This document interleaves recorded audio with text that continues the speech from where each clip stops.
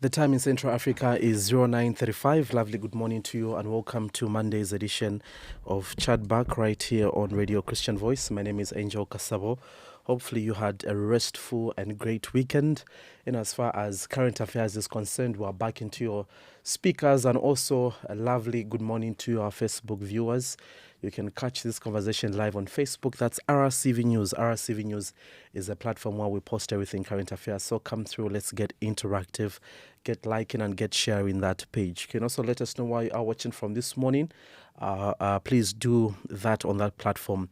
Then the number is 0956 200 490. 0956 200 490. That's the number that you can use for your contributions and questions. And apologies for starting the program slightly late. This was, of course, due to technical issues that we needed to sort out in the background. All right. This morning we look at a great topic. We are looking at the topic: has the church failed to mediate in the state funeral impasse? Our topic of discussion this morning: has the church failed to be the mediator or mediate in the state funeral impasse? And I'm privileged to be joined by the Council of Churches in Zambia General Secretary, Bishop Emmanuel Chikoya. Good morning and welcome to Chatback, Bishop. Good morning, Angel. It's a pleasure to be on the program, and good morning to the listeners. Bishop, it's always a privilege to have you on set. I think the last time we had you should have been sometime last year. But how have you been, and how is the year going for you so far? The year is going on so okay. A lot has changed. I was consecrated bishop. I'm in the midst of transitioning. Congratulations on that one. And so, just looking up to God for how best and where best to serve Him. But for now, we are put, and we stay put as General Secretary CCZ, and looking forward to contributing the best way we can for the good of this country. Yeah, of course, Bishop. A lot has been happening in your personal life, but also in the country, a lot has been happening. Yes. And fast forward, I think because of time, we'll just get straight into it. Our former Republican president, the sixth Republican president, died. That's on June 5th, 2025 in South Africa. And so much has happened. The family, government, but also Zambians have also... There's just been a lot that's been happening of late.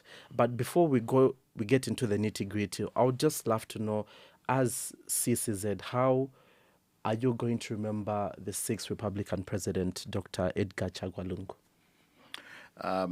First and foremost, I think we would like to register and convey our heartfelt condolences to the Lungu family, to the government of the Republic of Zambia, and to Zambians in general, and the Patriotic Front, which is his political family as well. And it is our prayer that he continues to rest in peace.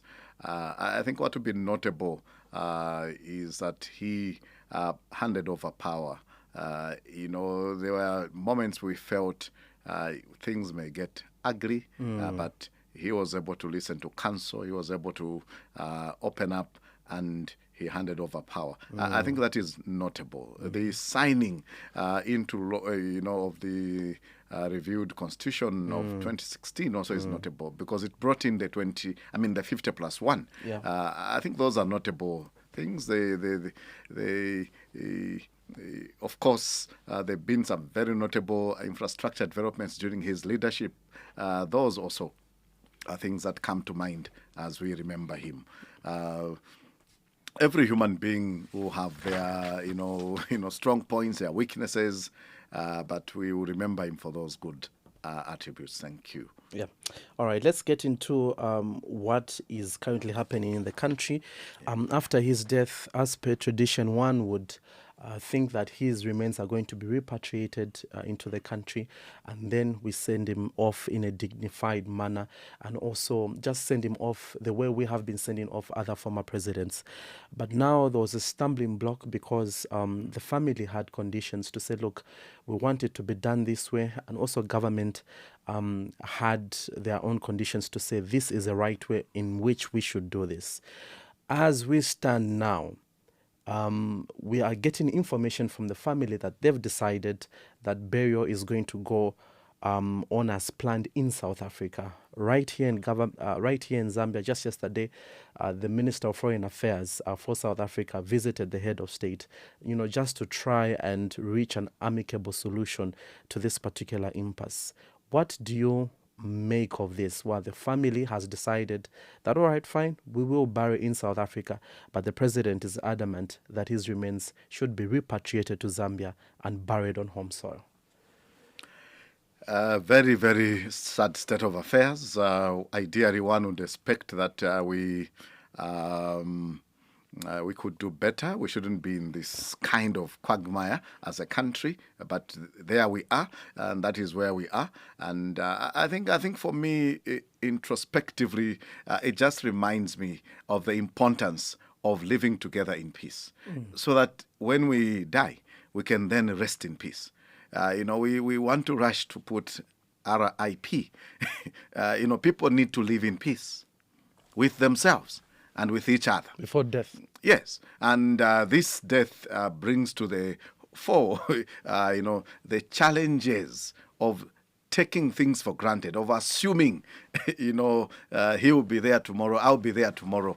Time in terms of life on earth is not ours. And so that is one paramount thing that is a lesson. And I think if any of us, whether the president, the opposition, think we have the privilege that will live forever and ever, and we can then, for example, postpone certain things like reconciling, like making peace with each other while we're still alive, then we'll be missing the point. I think that is a clear lesson that is coming out. But now we are where we are. Things have happened. Someone is dead. And so what do? It calls for a spirit of compromise, a spirit not of rigidity. We need to be able to say, for the sake of the greater good of this country, I'll consider A, B, C, D. And we, put aside our legitimate concerns, our legitimate rights for the good of the country. I think that is what this calls for. And so, we have positions that basically that I would call, they are rigid positions. And at the end of the day, there must be a breakthrough. And we must get to a conclusion where certain things get to be done. Ecclesiastes chapter 3, verse 1 to 8 talks about seasons. There are times to fight. There are times not to fight. There are times to advance and times to be still.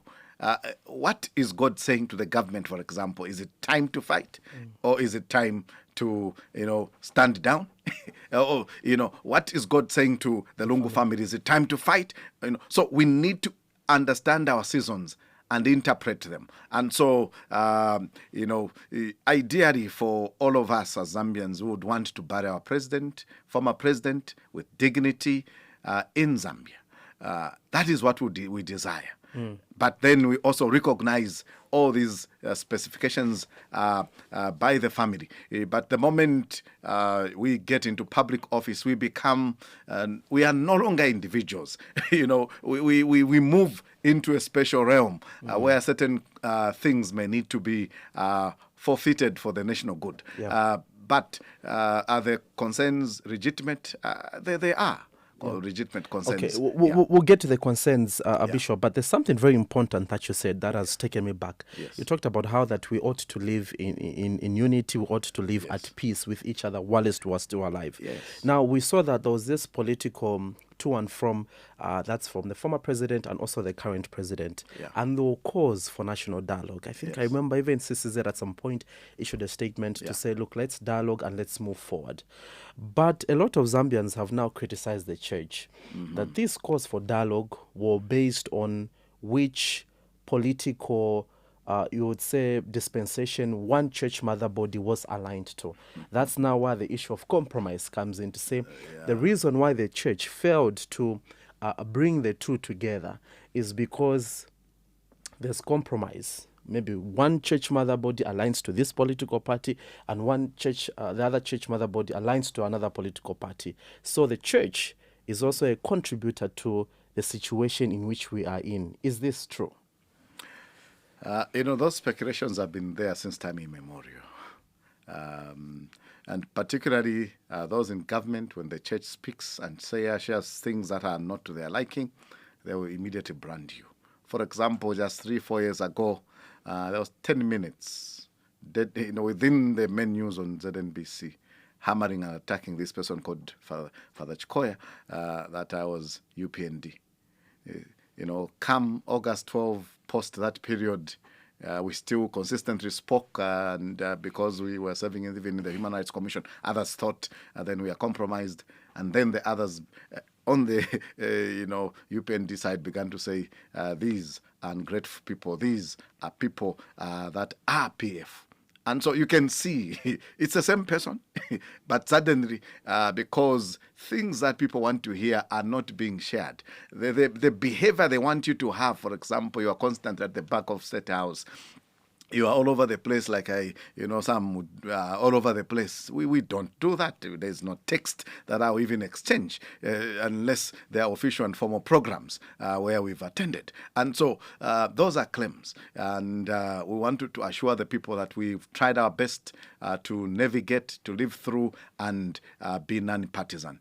But are there elements that sometimes have appeared to be for and against? Yes, they've been there, and it's their right. But when you get into space as religious leaders, we need to be above partisan politics. We need to avoid endorsing particular candidates. So have we failed to mediate? One of the challenges also that I see is that people want us to be... when you're mediating, they want us then to go silent on all other issues. We'll still speak. If there's corruption, we'll speak. That doesn't mean that we are not involved, we're not interested in dialogue. But when we do so, they will say, because you are saying ABCD, I'm reluctant to meet you. We've heard that publicly shared, and so they deliberately not... Because you've criticized us, Yes. So we're reluctant to meet you. Yes. Was this the case when the former was alive? When you were trying to dialogue between the former and the current? Was this what you're getting? That because of ABCD we cannot meet you? Our now? letter was leaked to the public. That was private. Our private communication, both to the president and to the former president, was leaked to the public, which was not good because we were trying to meet behind the scenes. And, those issues of dilly-dallying, issues of, delaying tactics you hear, we'll only speak to them when they put their house in order. And we are saying this is the same script that we had when the former president was there. Even currently. And then we say, but we had that even when it was the others in charge.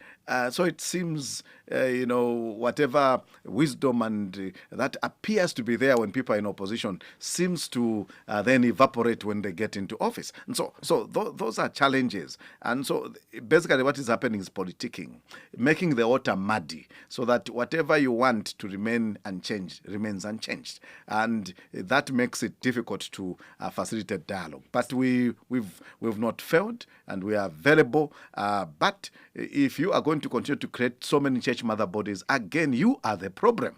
Whoever is creating deliberately or encouraging too many is got an agenda. So church mother bodies are also a problem now. Too many. If you create too many, it becomes a problem. How do you engage effectively? So that also is an issue.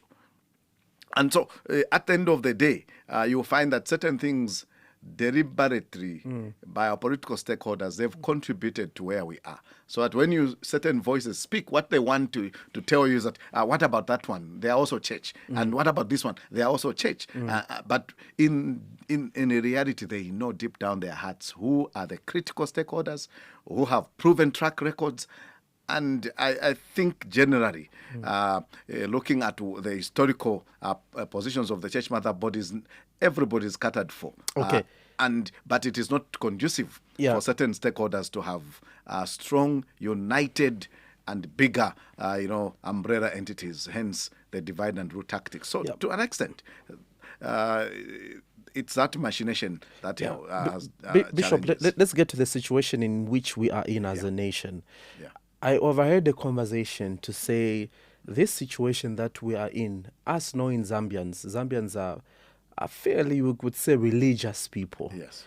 That deadlock that's there between government and the Lungu family could be mediated not even senior government officials, but just by the church. You bring government, you put the family here, and you mediate. But they are saying that also that cannot happen. The Lungu family cannot listen to the clergy. Government also cannot listen to the clergy because of the compromise. Again, the issue of compromise comes in, because they're saying right now we should have expected the likes of Father Chikoya to be in South Africa to settle this, talk to them, and we move forward. But as we speak, Father Chikoya is in the country. That means that none of the parties can listen to him, and is representing the church. I think that is not a correct assumption. You know, one of the things, church, if you want, I can confidently tell you, there is representation of church in South Africa. Not all of us will be there. You know, when we talk about church, not everybody will be there. Assignments will be given to particular people because of certain connections that may be there. That's a hard fact that we should accept. And so, but we are in touch. We are in conversation. We are giving our input around these matters. And so it's not about seeing Father Chikoya. It's not about seeing Bishop Mwenda. It's not about seeing Father Mukosa in South Africa. The fact is that there is church representation there, and we are in regular contact, and we are getting updates, and we are able to facilitate conversation around this matter. You know, one thing that we need to also just bring into perspective is I belong to the Anglican Church in terms of my spiritual family. When I die, the primary, besides my biological family, the primary movers and, you know, guiders regarding how the burial and other things are done will be also my spiritual family. So we need to be clear. One of the challenges that I see in this case for me is not having a clearly defined spiritual family. That then does the preliminary and primary work. And so when you talk about church mother bodies are not denominations. You know, they will accompany denominations. And so, for example, if Church A is in charge of the former president as a family, then that church is accompanied, is assisted, and then, breakthroughs are given. You will note that in this case, we may have a bit of a challenge there. And so when people just use these words broadly, they should narrow down. You know, yes, you belong to family A, but spiritually, where do you belong? And when this is not very clear, it does create complications. And I think, without undermining anybody, in this case, I think this is a major contributor because, we've attended meetings from day, maybe within 24 hours or 48 hours, meetings began. And so who are the primary stakeholders? And then you hear of Church A, you hear of Church B, you hear of Church C. That already is a recipe for confusion. That's not to say that we're talking about denominations, but from the information that I have, there's strong evidence that the former head of state belonged to the Catholic Church. And that's why he sort of grew up from. So from what I'm getting from you, Bishop, is that the church mother bodies, maybe the Catholics are not doing that job diligently in trying to find a breakthrough, right? No. I wouldn't want to say that because, again, you note that there is another church. For example, Bigoka is in the picture. And, from other privileged information, as a young person, there was also a bit of Reformed church there. And there was a bit of maybe a pastor that was a special chaplain to the wife, and so there's all that becomes a bit of a challenge. And if you've noted the other presidents, it was straightforward. Baptist or Manawasa.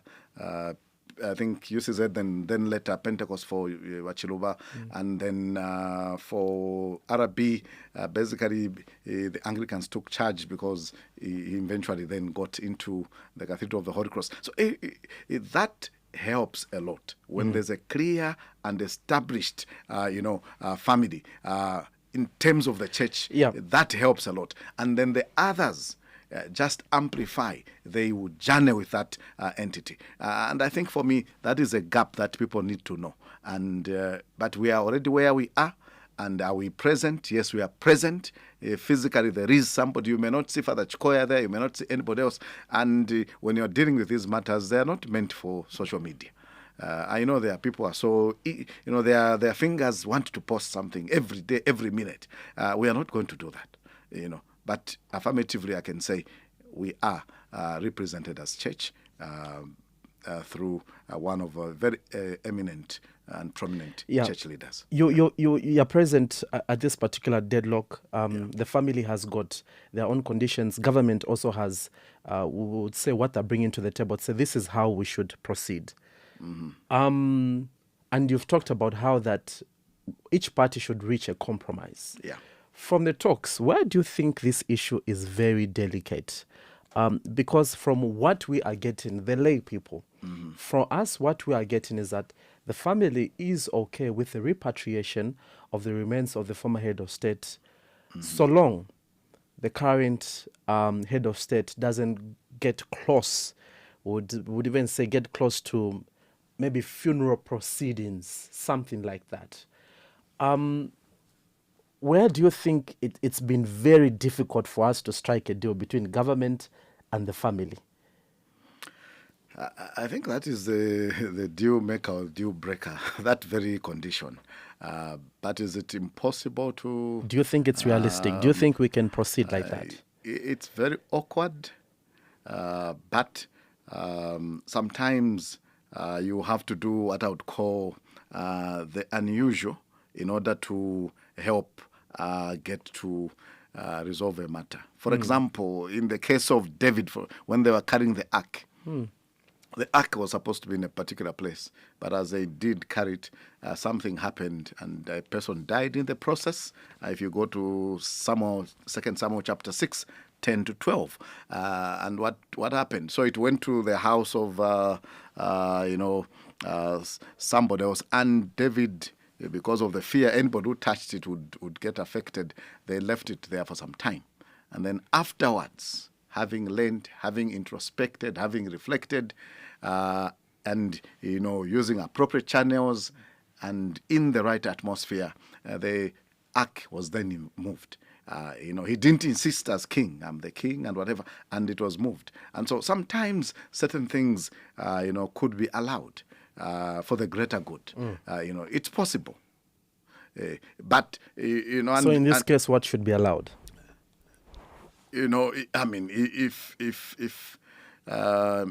it's a felt need of the family, for example, that the president should not personally be in attendance. So what do we, why not delegate? Why not delegate?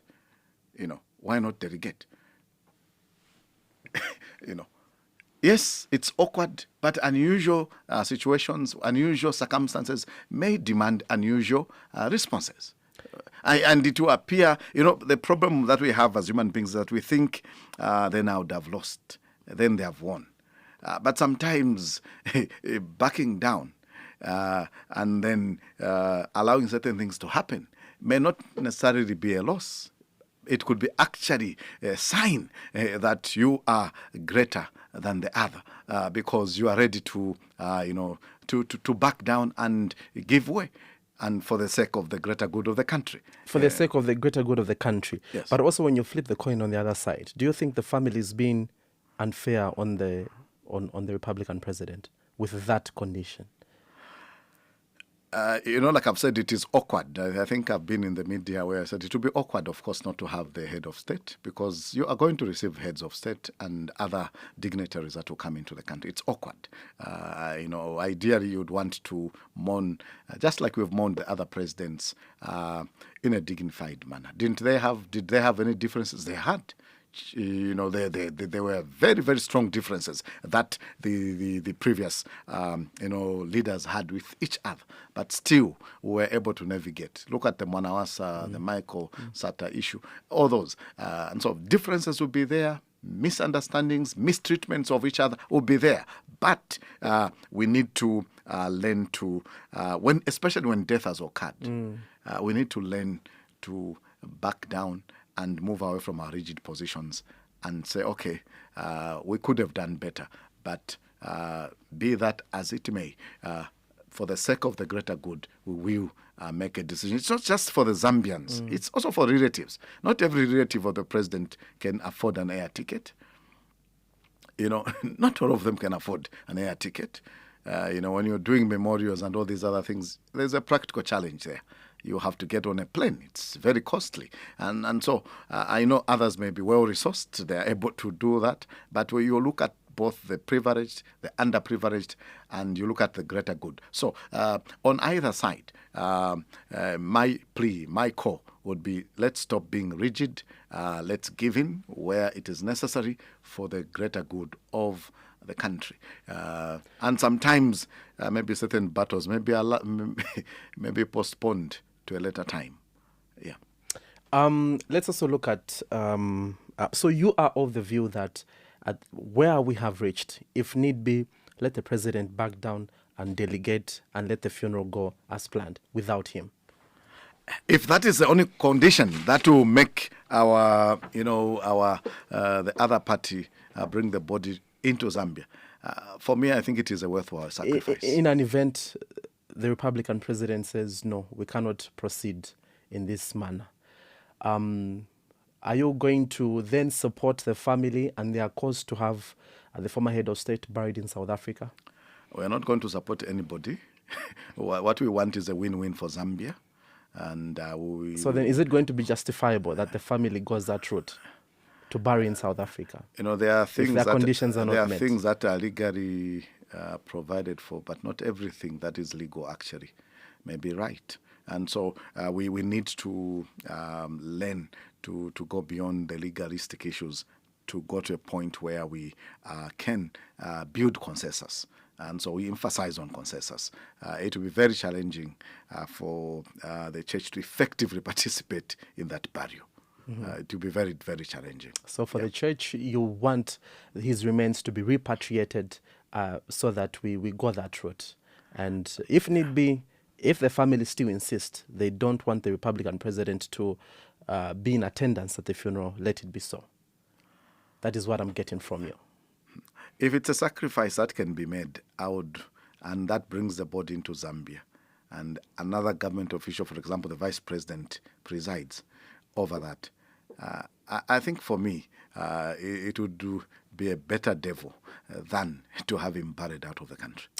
Going forward, if that is done, don't you think now this sets a bad precedence going forward? Because then everyone now will say, me as Angel Kasabo, bishop, were not in good terms. He shouldn't come for my funeral. Don't you think that is going to set a bad precedence? And others have said such conditions are a little bit un-African. Others will even say un-Christian, to say, but we don't really go this route. So don't you think this will set some sort of bad precedence going forward? Remember I said from a sacrificial perspective, ideally what we want is to have a state funeral where the president and all other dignitaries, the church in Zambia is present. That is our ideal. That is what we desire. But if that becomes unattainable, that is when we are saying that could be possible. Meaning it's not the desired kind of position that you want. And so basically, the desired position will be to ensure that we stand as one Zambia, one nation, and both the current leadership and the previous leadership are able to bid farewell in a dignified manner, and in dignity and with wisdom we bury the late president. That is our desire. That is the ideal we would want to see. As a stakeholder that is mediating in these conversations, is this what you have submitted to the Republican president, that Commander-in-Chief, if all goes to the West, we believe or we recommend this is the route that you should take? I will not comment on that because I will not comment on that. But I think there have been efforts to interact. Like I've said, we've been participating in preparations towards the funeral, and ideally we are looking forward to ensure that the burial takes place with full honors, and the state funeral, in the right sense, is presided over by the president. But if sacrifices have to be made to, for example, avoid having him buried, what we are saying and what we are pleading is they should be considered. Okay, all right. In case you are just tuning in, you are listening to Monday's edition of Chatback right here on Radio Christian Voice. My name is Angel Kasabo. Great that you are with us. We are live on Facebook. Come through on Facebook. Let us know where you are watching from and where you are listening from, and also your contributions and questions. You can post them in the comment section. This morning we are looking at the topic, has the church failed to mediate in the state funeral impasse? This is our topic of discussion this morning, and I'm privileged to be joined by the Council of Churches in Zambia General Secretary, Bishop Emmanuel Chikoya. He is our guest this morning to look at this particular topic. For calls, we will start to receive them at about 10:20, but right now you can send us a text message on the number 0956 200 490 and also make your contributions well known on Facebook. All right, Bishop, you have sort of guided on the route that we should take as a country. But also outside this now, you talked about politics, and we've now seen politics come in full swing, a situation that I personally believe, I feel a little bit bad about it, because then there's political statements coming from his home political party, the Patriotic Front, and also the ruling United Party for National Development. We've seen serious statements such as coming from the ruling party that the PF is using this particular funeral to gain political mileage. The PF say the UPND should meet the funeral costs for the former president in South Africa, and there's been back and forth. What do you make of these political statements carelessly flying all over social media, and what impact can that have on a nation going forward? Because from where I sit, I think there's something wrong with everything that is happening. But let me get your expertise on this particular item. Yeah, let me use this Bemba phrase, leke nifyu. That's what I would say. Stop what you do. Basically, the problem. There's a pandemic of misinformation. There's a pandemic, I think, if that needs to be dealt with. Where everybody wakes up. In fact, even in their dreams, people are posting things, unverified, and all those things. Can we be still? Can we pause as a nation? The UPND, the PF, and the rank, and every citizen. Let's just pause. Can we, for example, just post something positive about our country? Do some fasting. I know there's fasting from food, fasting, but can we fast from this age, this desire to just bombard social media with unverified details, with innuendos, with myths and speculations? It's not helpful for this country. We are grateful for technology, but I think if not properly handled, we will end up destroying ourselves. And so it's not right. We issued statements against politicking, against using this funeral for political expedience. And I mean, it was awkward that you find the other camp is camped somewhere else, another one is camped there, and they are in political party regalia. Come on. What are you? Why can't you just be dressed normally and you just go and mourn, But they are making political statements. Mm-hmm. Let's stop making these political statements. Let's flood Zambia with love, with messages of hope, with messages of unity. I think that is what, if I was able to command and, instruct anybody, I would say, please, can you desist? Can you fast in the next 3 days, hours or so?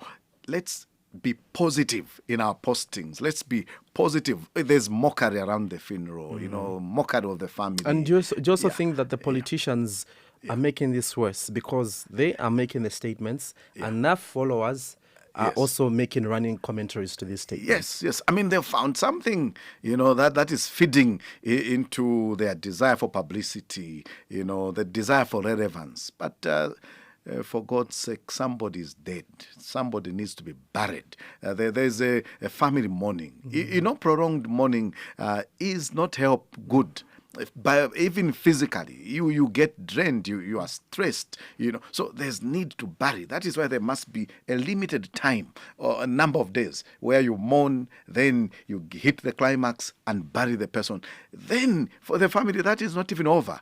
It's the beginning of a long journey of healing, of getting used not to have their loved one. And so a prolonged, standoff, a prolonged, barrage of social media postings is not good. Imagine what they feel. The children, when they read those postings. Imagine, what the wife feels. Imagine what the relatives feel. It's just making the water muddy, and at the end of the day, we'll fail to drink this water. Yeah, let me just give you a practical example of, we heard the other day the chief government spokesperson was on a telephone interview with one of the broadcasters in South Africa. And he made a statement talking about how that the former head of state's family is facing court cases right here in South Africa. And a certain group felt it very not good to say something like that, considering that government and that particular family is in a deadlock to try and resolve an impasse. So do you think such statements make the situation worse, and then followers also follow suit? Those that have the privilege to lead this country need to be very careful. They need to be measured in their communication. And they should also, notice, some deliberate and leading comments that may be made to lure them into making more comments that will then add to the already volatile situation. If I were them, would minimize who can speak, who can call for a press conference, and we make sure before anything is shared, we go through it, we reflect on it, and be very measured, very careful in the communication that we give to the public. Because he to whom much is given, much is expected. That is biblical.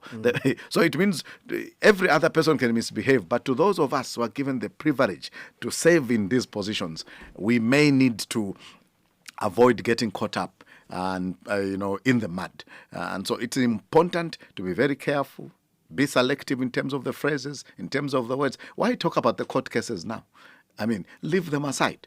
And ideally, in the African setting, you don't deal with matters before burial. You bury first. That is when, in the Bemba setting, they will say, in somebody, Liamfo comes. And, okay, this went well, or you are not doing, or you don't visit each other, Mule Sungana, and all those things come to the fore. Yeah. But we are doing that before we've buried. That, again, culturally is not correct. I mean, traditional leaders have spoken, political players have spoken, former heads of state in the region have spoken. Honestly speaking, what kind of level of intervention do we need? I think there's been the best of the best in terms of intervention on this matter. Bishop, I've got very interesting text messages that have come through for you. Let me start with this one. It says, Bishop, I have got you. You've talked about how government must compromise. So in the situation in which we are in, are you saying that the ECO family cannot compromise? This is one. Two, this is very interesting. It says, Father Chikoya, what is your comment with regard to the day of reconciliation and repentance that ECO made when he himself has died unforgiven? Does this vindicate people saying that it was hypocritical on Lungu's part? So this text message says, I would like to explain it more because I think there's something very interesting here. You say, and when you have a conversation with a family that's saying these are the wishes of the former head of state, but this text message says that it looks like our former head of state, there wasn't so much forgiving even when he died. That's why perhaps maybe made those, submissions that this is how I would love you to proceed. But this is saying he's the one who sort of declared the National Day of Prayer, Fasting, Repentance, and Reconciliation. I'd like to get your thoughts on that. Okay. So, can the Lungu family or must they compromise? Yes, everybody. When you are in negotiations, everybody needs to move from their rigid positions to a point where they can be able to have a give and take attitude. And so I was saying if, because it's on the other side, and so there's much more power, much more authority on those that are in power. While the others are lesser. But that does not exclude or excuse them from being able to also, when the others move an inch, they should be able to move. And the Bible says, make peace with everybody in as much as it depends on you. So it means even if the other person has not said sorry, even if the other person has not recognized their problem, the biblical standard is that it is upon those of us who are Christians to take that move and say, I forgive you.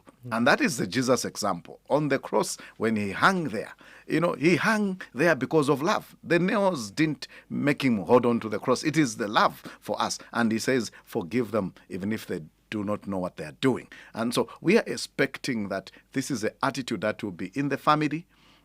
And from what I gather, most of them, if not all of them, belong to churches. And we would also call upon, sometimes if you know that I'm UCZ, you know that I'm Anglican, we've encouraged the respective heads of these churches to speak to some of those members so that they can be reminded about, the importance and the golden rule of loving each other as we would want to be loved. And so they are not exempted, in short. They should be able to also give ground and be able, give in and for the greater good. Then day of prayer, fasting, prayer and reconciliation, did he mean it? God will make us do things for the greater good and not necessarily for ourselves. And so there are certain things that we may make rightly or wrongly, but it will still serve God's purpose. And so because I've fallen, because I've gotten off track, that does not mean the good intention that was there initially then gets eroded. Yeah. So we cannot.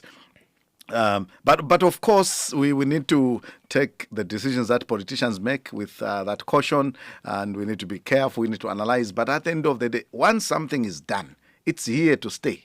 And so, and even praying, people think when we meet, for example, on the 10th October, all sins will end in Zambia and there'll be, holiness everywhere. No, we are saved, we will be saved, and we continue to be saved until ultimately we will be in glory with God and with Jesus Christ. And so, this is not a one-day project. It's an ongoing procedure. For example, there are barber shops around. But if you move around the Karingaringa just across here, you'll find people with unkempt hair. And so you would conclude that, because there are all these people, there are no barber shops around. But no, the person has to go to the barber shop. Even when they get to the barber shop, they must sit on that chair. They must permit the barber to shave their head. And so the gospel will be preached. We'll pray. People need to willingly give and surrender to Jesus Christ and take themselves to church. There's no spiritual car that will come and pick you from your home because you've declared Zambia a Christian nation. And so it's an active commitment that people need to have. And so the fact that there are these problems may not necessarily mean then this declaration that he made, and even the declaration of Zambia as a Christian nation then becomes now and void.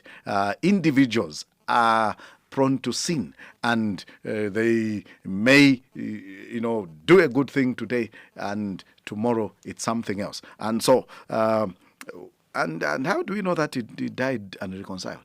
Were we there in those last moments? None of us were there. And that is why heaven may be full of surprises. There's been some wishes that have come through from the family, and they say that Yes. these are the wishes of the deceased. Yes. So maybe it's from there that Yes. people are asking questions. But anyway, Yeah. let's get to the phone lines, Bishop, if you may allow me, so that we hear what people have to say. But we also have quite a number of text messages on our Facebook. Okay, we'll get to them. But for now, let's get some calls. 30 seconds, 60 seconds, I beg your pardon, straight to the point so that we allow in as many calls as we can. Hello, good morning. You are through to the program. Yes, your name and where are you calling us from? This is Mr. calling from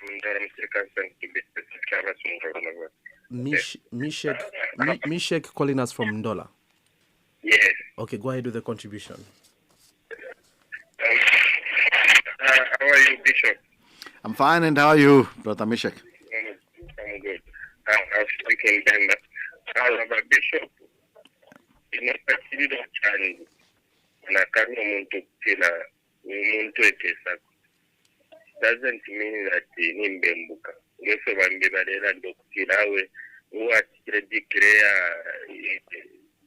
reconciliation reconciliation and chani kwalanda chani no niteso potinga saranda chao bible yaranda okutiranga umuntu ngateshireko kiriro abe mbuka no not kuvulo urubembu kwatirimbi nina kimofuna lokobwa imumu kesako kuchiriro nishibaba uwafi tapari na hatred ya ichiri profeta kwa kusumini chafe efyo umunyana ndi ine kunje batao munkesako kuchiriro tapari uwafi oboninga kwata andesi mbipari fumuso ndeko kuchita kuri kige kitungu ngepenge sabo uwafi ngozi umuntu aralosha na family kuna batu umuntu nafa kumanza nshireko but in family wise nshishina pabo rubembu awe so ichichiriro chaba Edgar Lungu out of 20 million Zambians bantu fe bamwe abashire kwa kusanga so nikiribye bwe bewe statusanga kufiriro lyonse fe noro ina Zambia uri wonso wafa turasangwa kuchirira awe. All right, thank you so much. All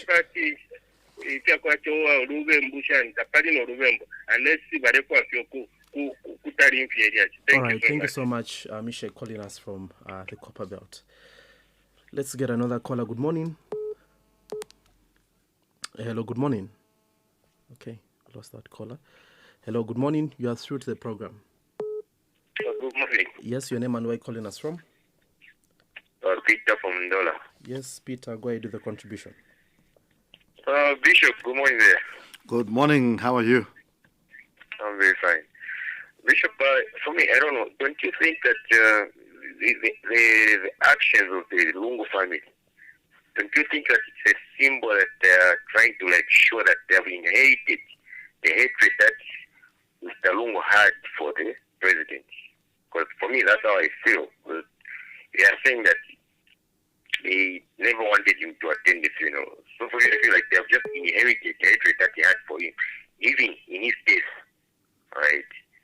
And then again, the other thing is, don't you think that maybe the Lungu family, or maybe the government, yes, somehow they can bend towards their wishes, towards the family, the Lungu's family wishes.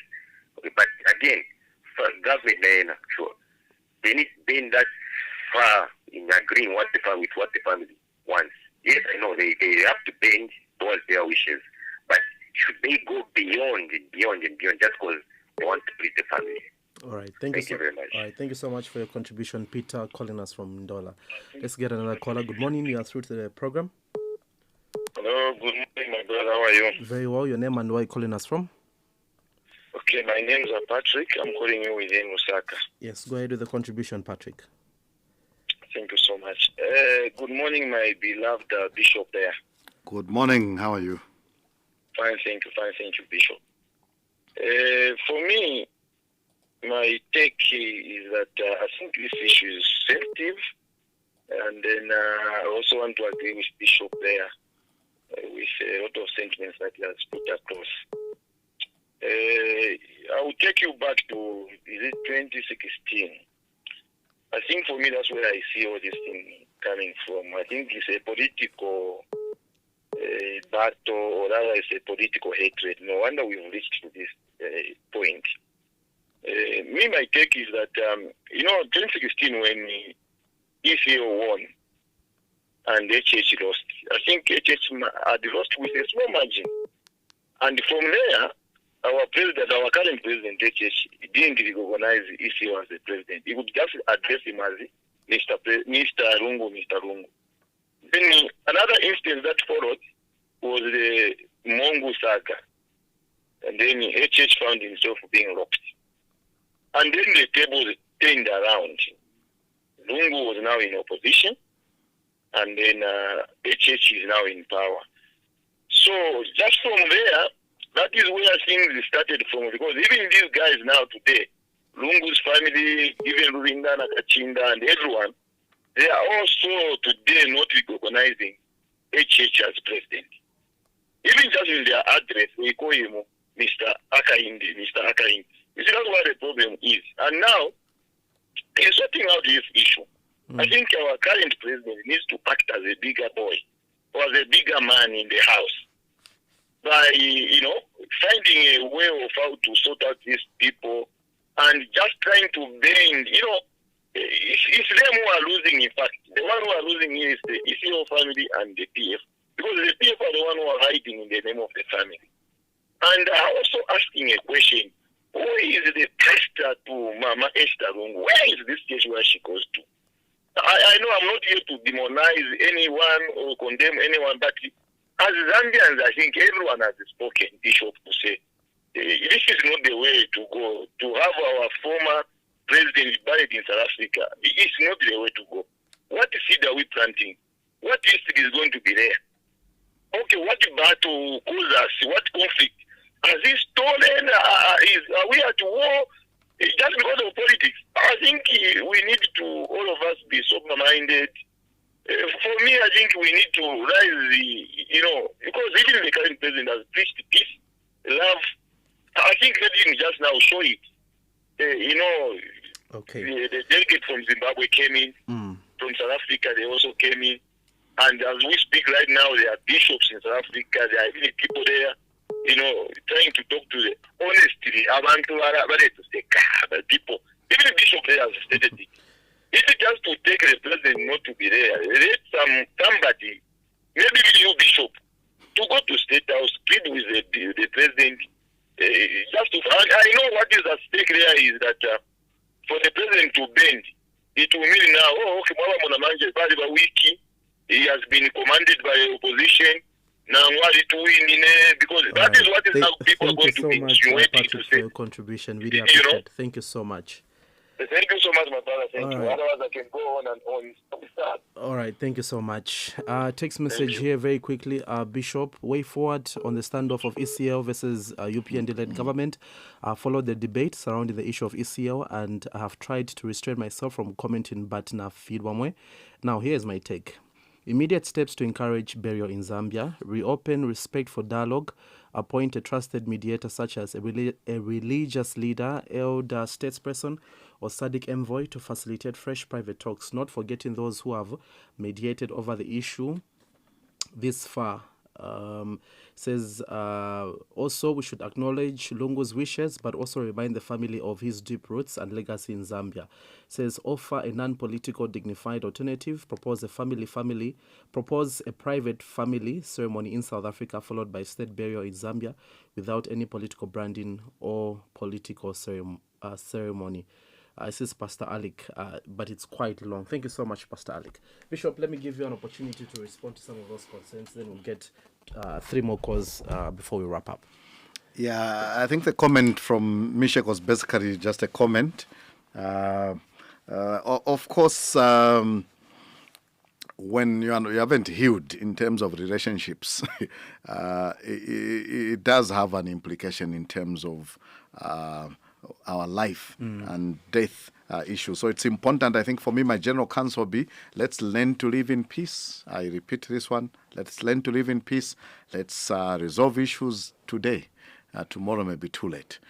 So that when eventualities come, people will be saying, come on, if you've differed, if there have been challenges, somebody's in hospital, what do you lose to just make an abrupt visit? And just go and check on them. Those are the low-hanging fruits. What does it, what do we lose to make that phone call? And so sometimes, for me, without trying to rub it in, there are certain things that could have been done better and must be done better.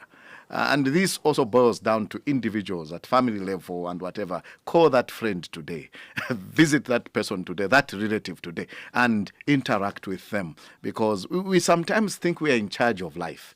God holds the future. He's the one that has given us the number of days that we shall stay on earth. And so let's make sure that we are able to live in harmony.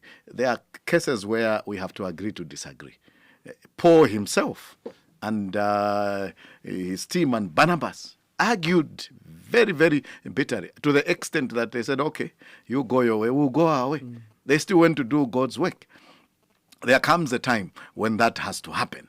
I don't know whether that is the time that we've reached in the case of this challenge, but I think it is important for us to compromise, to build consensus on this matter. So inherited hatred will injure the one who bears it. It doesn't injure the other person. Being bitter, being full of hatred is like taking small doses of poison and hoping the other person is going to be injured. And so it is for the good of the Lungu family. It is good for the UPND to let go of the bitterness, because it will injure you or me more than it will injure anybody. That will be my general counsel on that issue of inheriting hatred. You know, sometimes you are born in families, you find that your mother and her sister quarreled, and that quarrel is taken on from one generation to the other. No, again, I use this Bemba word, lekenifio. If they quarreled, let them be buried with their differences. You, as nephews, nieces, cousins, and whatever, relate to one another. Yes, our political players and presidents have quarreled. And, people hack each other, injure each other in the name of the president. When you are in, or your opposition leader, you go to the hospital and you are in prison, they don't come to see you. You will be suffering with your poor mother, your poor relatives, So let's learn to live it to each other in peace. And these people, strangely, I've seen that they go to weddings. They are meeting in these places. But when you go into the media, you think there's war, and you are fighting, you are holding pangas. No, let's stop that bitterness. Let's make sure that we inherit love and pass on love. Origins of the problems, I think that comment, I'll not comment much on it. I think I've already said, he to whom much is given, much is expected. So when you're saying he should be the bigger man, he's basically maybe in a sense alluding to that text, that those of us who are given more would be expected. You are firstborn in the family, of quarreled with the lastborn. You may need to say, okay, for the sake of me being the elderly, I will try and listen to my young brother, and you move forward. And so and even the crucifixion of Jesus may appear like a defeat, actually.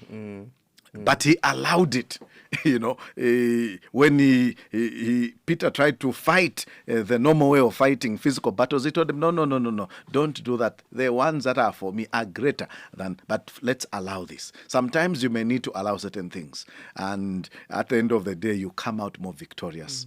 You come out having provided mature and, unifying leadership. It's not easy, but it's a possibility. Yeah. Okay, let's get the last round of calls. The time is 10:33. Come through for your contribution and question on today's topic. This one says, good morning, I'm General Sikopo on behalf of Simonga. Did the DR... okay, I think this text message is quite... may land us into problems, Bishop. Yeah. Okay, let's get a caller. Hello, good morning. You are through to the program. Hello, good morning. Good morning, our Bishop. Yes. Good morning. Your name and where are you calling us from? This is Chanda. I was from Lusaka. Okay, go ahead with the contribution, Chanda. From Dollar, okay. Yes. Bishop, additional question.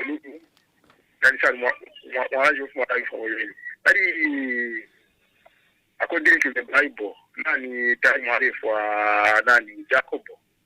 After Shibakwe, wari kwetera wishia kuinuka nani mwana last born wa boga. but after bafa ilawishira wasa ifinyapo kuri family pangi ishina tele awini wasa mpirishina ya bu Benjamin nishi paya bari pangi chibo wa nani ba Jacob tesho ile nani iwishi wewe ninga mama nati iwishi mukashere no mama nati iwishi kayi tetuma ichinja na mwene pa controle fintumu mama nati uzi doctor angefi sista muri wele state yakwe tari bwino nani ni mentally panga anani wishi. Okay. All right. All right. Thank you so much, Chagwa Wonse, for that question. Let's get another caller. Hello, good morning. You are through to the program. Okay. We seem to have lost that caller. This one says, thank you so much, Bishop. Words of wisdom. I agree. From Prince Edo. Thank you so much, Prince Edo, for your text message. Hello, good morning. You are through to the program. Good morning, Angelo. Your name and where are you calling us from? Washmalan from the Copper Belt. Bishop. When Omunishani?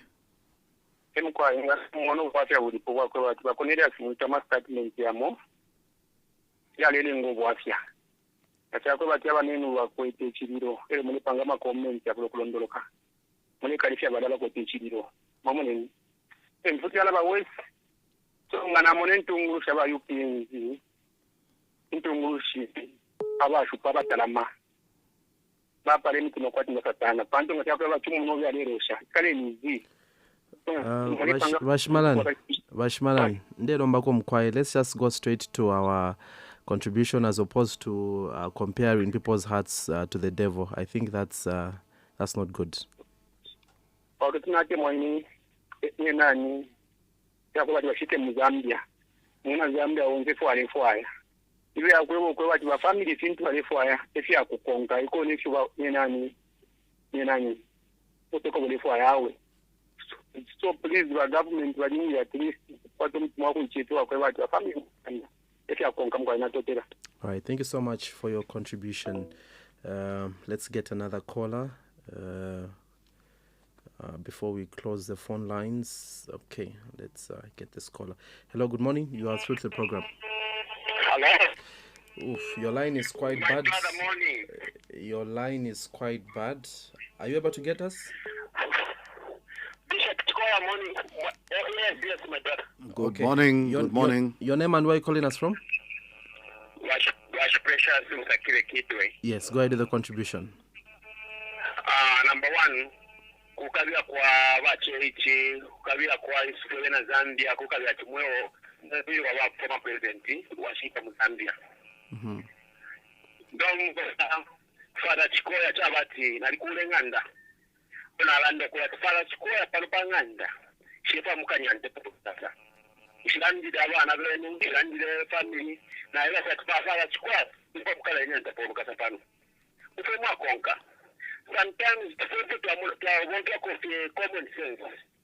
Mwakanyati palmu itesapo. Ishikana nyantapo. Okala mfaba family muntu mtabale fwaya. So muntu mwataka anga kwa alpe kwati. Ifika mfwaya shaka sangwa. Bebe nakale yaisa na kushikana ndio tunashika. So common sense ile kufiwa hapa. Umuntu wala tabale fwaya. Afisi angufwa. Ukatatu ni tabale fwaya. Ife na yako. Bagasi president kusangwa. Bagasi president tabale ati tabule mwasangwa kuno. So katika ndio afi wasangwa kwa ndio family wao ndio kwa family balutu wa fikari ya mtacho sio itazamia na tena. All right. Okay. Hello, good morning. You are through to the program. Good morning. Your name and where are you calling us from? My name is Atanya. Yes, calling us from where? I'm calling from Osaka. Okay, go ahead with the contribution. Good morning, Bishop. Good morning. Okay. So my contribution, I think, when you look at this matter, there is a lack of leadership. I think the church if the church was more united, the church could convince the family. The church could come in between the government and the family, because even the family, what is lacking from them is that there is that pain, when they are grieving, there is that pain.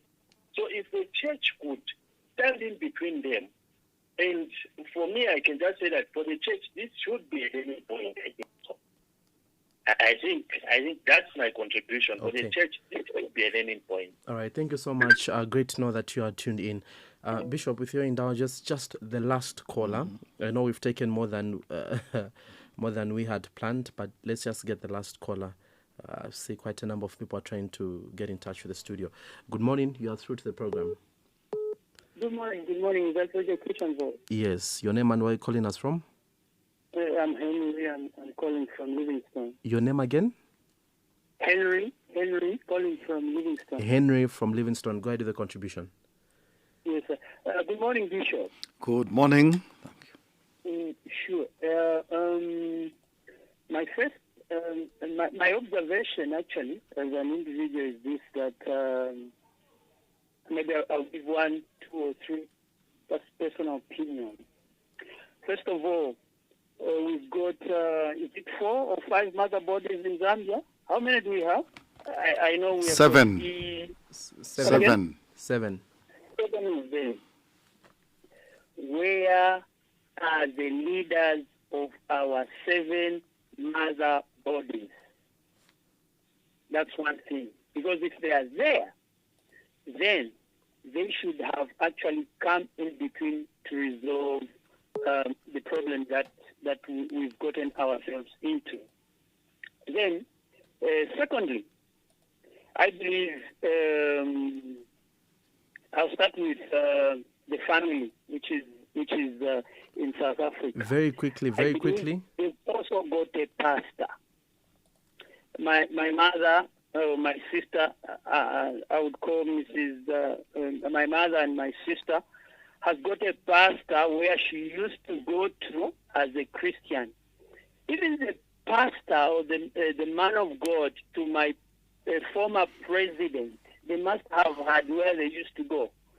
If they'd never had maybe one church where they used to go, that would be unfortunate. But I believe they must have had their pastor. Where are these pastors who used to actually, because I believe the church is bigger than, it's just like a child.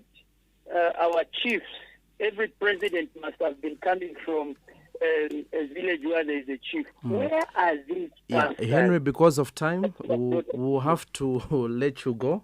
But maybe very quickly, what is your third observation? Because I've seen that you've done 2. The church, the church is not there. They should have come in to come and help out on both sides. Okay. Because the church is bigger than all these other things. They should have come in and then solved this problem. Because the church is also being politically inclined. Yeah. Okay. So that's all the right. problem that we are facing. Thank you so much, Henry. Great to know that Livingston is tuned in. That's one for you, Bishop, that the church is politically inclined. Yeah. Thank you very much. Beginning from the last one, the church will never and shall never be absent from the political space, from the economic space, from the health space, from the education space. We are there because they are human beings and we want to promote human dignity. But we are not going to be involved in partisan politics. I think that is a statement that we'll keep on reminding our viewers and our listeners. And these positions have been there for the last 60 years or whatever number of years. It has been there. In terms of, is the church present? Is the church visible? You hear of people are expecting, we've met so today, we are cancelling this one, we are posting on Facebook. We are not going to do that. That is not what we do. We are active. There are church leaders that have been involved. I did mention that sometimes when the primary spiritual home is not clear, it does create challenges like we have now. Yes, it does. Because a mother body is not a denomination. A mother body will capacitate the denomination. It will accompany the denomination. It will facilitate And so when these are not clear, it becomes a problem. So the wake-up call to all of us is we need, yes, in as much as you can move, you can have all kinds of interactions with other Christians, be domiciled in a particular church that then is able to... our politicians belong to churches. Yes, they do. And we believe and trust that their respective churches are ministering to them. Again, they won't come to the public media that we met him today, we told him A, B, C, D. No, they are meeting them, they are praying for them. That is, I can, confidently say, is going on because they belong to political parties. And I know in some cases, phone calls have been made by other churches to reach out to some of the people in South Africa and try and speak to them, to their conscience, from the perspective of the particular church. So the church is involved. People are not forced to convert. The role of a counselor is not to make you get to do what they want. The role of a counselor is to facilitate and create an atmosphere where you begin to realize I did better there, I didn't do well there, and therefore I'm able to make this decision. That is the role of the mediator. But people think you can tell them now you are going to do ABCD, you are going to do AB. That is dictatorship. That is not counseling. And so in the spirit of counseling, you will help the concerned parties to recognize where they've done well and where they've not done well, and possibilities of common ground that the church is participating on. The issues of too many church mother bodies, people have a right. It's provided for in the Constitution. We'll not talk about how and why we are too many. That's a debate for another day. The issue is church mother bodies, they say this is now where sound doctrine comes in, and now this is why we're seeing cases of pastors being involved in cases, or so many issues on church mother bodies. And that is why sometimes we do well to be leaner instead of too expanded. But that is a debate for another day. And so someone talked about Jacob changing the name. Yeah. But again, it goes back to the family. It was not a third party. It was a member of the family that said, no, we will not continue to mourn forever. We are naming this child Benjamin. And so the onus is on the family. Yes, we have heard what you've said. We don't want to dilute what you have said. We don't want to downplay what you have said. We don't want to downplay your pain. But it is possible, in the interest of the bigger picture, of the greater good, to take a different position. It's possible. And, people are able to say, we had to make this decision. If in culturally, people will be able to say, we did this for the greater good of the country. And they would be able to be pacify whatever. In the cultural sense, they would say, no, we have done this because of ABCD. And even in the Christian sense, we would pray. We've done this because we want to do a greater good. Because the wife was bitter. She was dying. She wanted to give that name, which was not helpful. And so it's possible. And so we speak to the conscience. We appeal to the family that we should go mitima and see how best things can be done. Again, the same appeal is made. If that doesn't work, why not, if the other options, alternatives, for example, of delegating are possible, why not delegate? Why not delegate? At the end of the day, we want the bigger picture of Zambia barring its president within its territory. I think there must be consideration. There must be no rigidity on either side. And the communication, I've already talked about it. Please, we appeal to we cannot control individuals, but we still speak to the individuals. Be careful, be respectful, stop communicating carelessly, stop the mocking, stop the careless, postings and innuendos. But for those who are formally assigned to speak on behalf of government, on behalf of their respective political parties, be more careful. Much more is expected of you, much more measured, well thought out communication. Let's avoid being emotional. Let's exercise the highest levels of emotional intelligence. There are people who are very intelligent academically, but we also need to, at this stage, I think we need very high levels of emotional intelligence to be exercised. Bishop, lastly, before we let you leave, Seeing that everything has happened, we're still waiting on the way forward.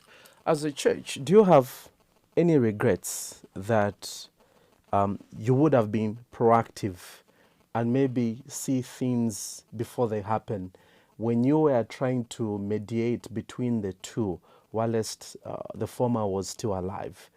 Do you have any regrets that maybe you moved in slow and you did not, sort of put in so much effort to bring the two on a table so that we move forward and this situation that we're in was never going to happen if perhaps they sat on the same table? And do you have any regrets as a church? We could have done better in terms of pushing the agenda, because one thing that I've learned both from the previous government and the late president and now the current government, politicians will always drag their feet. That is one lesson I've learned. They will tell you, we're actually going to respond to you. We're going, and days are going, and so this culture basically is there, and it calls for more. There's what you call confrontational counseling. No, not that you are going to fight, but instead you just say we summon and we invite, and certain discussions are done, and we did it in 2018. We did it when it was impossible, when the rank and file, for example, of PF were saying they will never meet the president. We did meet the president with the opposition then, now president.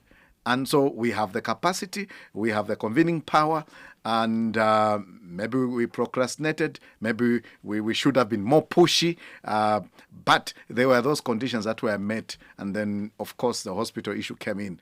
And so you could safely say, as a church, you did all you could, but the politicians we themselves could have done better. Dragged. We could have done better. We could have been more, brought in a bit more pushy to ensure that conversation did take place. We could have done better. Yeah. But we did our best. But maybe when some of those things were leaked in the public, somehow maybe we could have gotten discouraged a bit, but I think we could have done better, and we must do better. And it's a lesson going forward, especially in terms of time. We don't know what tomorrow brings, because sometimes we think, okay, let's have this roadmap, and we are going to, and we don't know what will happen tomorrow. And so there is urgency to be a nation that talks to each other, not about each other, and there is that sense of urgency. But fairly, we've done our bit, and some of it behind the scenes, and we'll continue to do that. After this explanation, someone is listening to you, but are still saying, at the back of their heads, are saying, no, for me, the church has failed. Do you think maybe this situation has also made a few Zambians that the church in its current state cannot mediate on such delicate issues as this one? Loss of confidence a bit from citizens. Remove the church completely right now. Then let me hear those people speak. Because if you remove the church completely, suppose the unthinkable happened, there will be total chaos, there will be total mayhem in this country. And so let's not, because of the challenges of the moment. And one thing, sometimes when we pray to God, we tend to have one answer. And that answer must be favorable to us. Do you know that we've prayed, fasted for our loved ones, and yet we've seen them die? Has the will of God prevailed there? Yes, it has. Yes, it has. And you pray for a job, you don't get it. And sometimes you even get fired. Has the will of God prevailed? Yes, it has. So God is still God in favorable and unfavorable situations. I gave you an example of Paul and his colleague and Barnabas. When they differed, does it mean there were no people who were spiritual enough to help them? They realized for us to work effectively, we may need to go on separate missions. And they did. And so there are times like this when God and his will still prevail. And it may not be to our liking. It may not be, the desired outcome that we need. But even in the chaos, he still remains God. And what I would say is peace be still to the turbulent waters that Zambia is passing through. There is a master of the winds and the rains that is able to still these turbulent moments. And will remain hopeful. Will never give up. Yes, churches are made up and compromised of human beings, but the Jesus we believe in will never fail. There is a church beyond the denominational tag that is active, that is praying, that is sincere, and we remain hopeful because of that. Lastly, now the last of the last. From what I'm getting from you, politicians at times don't want to listen to the church because they're not ready and all those things. I would love you to lastly speak to the politicians to listen when the church speaks, because also when the church is speaking, it's perhaps coming from the Spirit. It's an instruction that has been given by the church to speak. As we speak, we're going to be hearing and waiting for what the church's opinion is on the Constitution Amendment Bill number 7 of 2025. They are going to speak. Politicians are going to have their own sort of opinions. But what is just the importance of politicians listening to the church? Because according to your explanation, if the politicians listened, perhaps we're not going to be in this particular situation. Definitely, you are very correct. If the counsel that was given, for example, I think if you remember repeatedly in the last, I've been in office for about 8 years, I said, what stops you from just saying, hello, happy birthday to your colleague? I mean, simple like that. There's no law. There's no law broken. You don't need a law to make you do that. When their daughter is getting wedded, you just feature, you just appear, and say, you didn't appear. I'm here too because you are my brother, you are my sister. There are certain things that are within our power. Forget the protocol. And actually, there are spoilers around both the sitting president and those that are in opposition. There are people who want problems to continue because in those problems, in that chaos, they thrive. They earn their bread and butter. And so every leader will do well to see beyond, to hear beyond what the murmurings are around him. Who are they? Who is speaking? Why are they speaking to them like that? And see beyond it and see the vested and personal interests. They need to get beyond, the kaleidoscopic verisimilitudes that are around them. What is that, Bishop? The constant changing, situations and moods and whatever, and provide leadership. We've used the word transformational as opposed to transactional leadership. There comes a time when a leader may sacrifice, like Jesus did. Jesus could have comfortably gone away like Jonah tried to do. You go away. But he faced Jerusalem with an iron will. Not even Peter, the overzealous one, could stop him. In all kinds of people told him, including his family at one stage, they were told, he is losing it, go and pull him away. They could not stop him. He knew his mandate. Every leader, and if you've noted actually, in every government, there's been a unique challenge that we face as a country. For this government, it's this barrier, and then of course the drought that has happened, and leaders are brought to for such a time as this, and so every leader must have that Esther moment when they realize this one, whether my handlers are there, my advisors are there, I have to make what I would call a cockpit decision. And so it's not about, my cabinet this, my advisors this. Who are you as a leader? What is God saying to you? Are you the man and the woman of Issachar as mentioned in Chronicles, is it 1st or 2nd, 12, verse 32, who understands the time and knows what Zambia needs to do? What is going on and what needs to be done? And so that is very critical. Bishop. And we need to pray for our president and our political leaders, and we'll continue to seek nothing but the best for this Thank you so much for making it through to today's edition of a Chatback. We really appreciate it. Thank you so much. It's a pleasure. All right, this is why we come to the end of the program. Thank you so much to everybody that called, texted, and also tried to get in touch with us. Thank you so much. Up next, we do have the news. Just after the news, Chipo comes on with today's edition of Lifestyle. Good morning.